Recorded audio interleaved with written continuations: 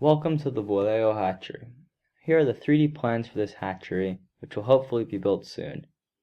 Let's take a tour and learn how the hatchery works. Here is the outside of the hatchery, which will be on the coast and 7.5 meters above sea level. The exterior dimensions are 20 meters long by 15 meters wide, creating a 300 square meter hatchery. The construction will be cinder block with a metal roof.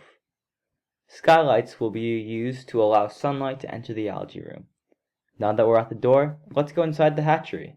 As we enter the hatchery, the entire layout can be seen. Our first stop is at the beginning of the hatchery process, the water stage.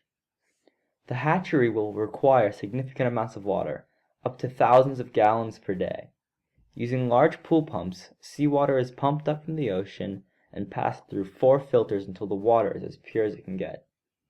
Then the water will be stored in 2 large 850-gallon tanks.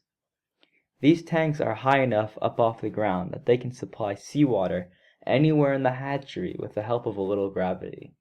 Our next room is the algae room, one of the most important rooms in the hatchery.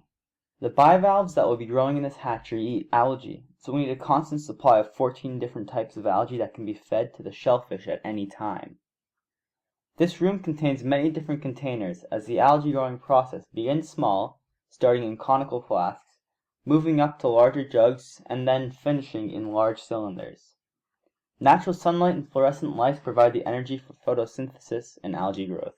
Our next stop is the broodstock room, which maintains multiple specimens of the bivalves we intend to spawn.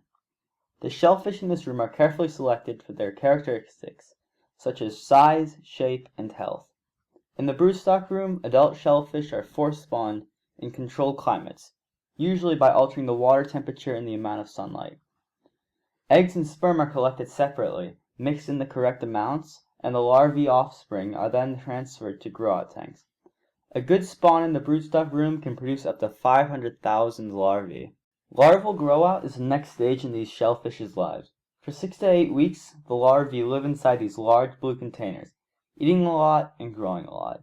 The water is not circulated at this stage, and so every week the tanks are emptied and the larvae are sieved into the water tables below. This allows the larvae to be sorted by size and put back into the proper grow-out tank. Once the larvae are of proper size, they are transferred to smaller tanks inside water tables with constantly circulating water.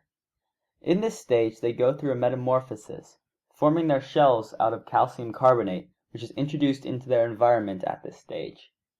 The shellfish are now sieved weekly to be sorted and distributed into the right tables as they grow. These shellfish take about 3 to 4 weeks to mature in this juvenile grow-out stage. After roughly 3 to 4 weeks, the juveniles are large enough to be distributed as seed. They are now around the size of your pinky fingernail. The seed is given to local women who place the seed onto the tidal flats that they farm on. The seed can be stored in bags until they grow larger, or distributed over the mud flats to grow freely. After 12 to 16 months, fully sized shellfish can be harvested and sold.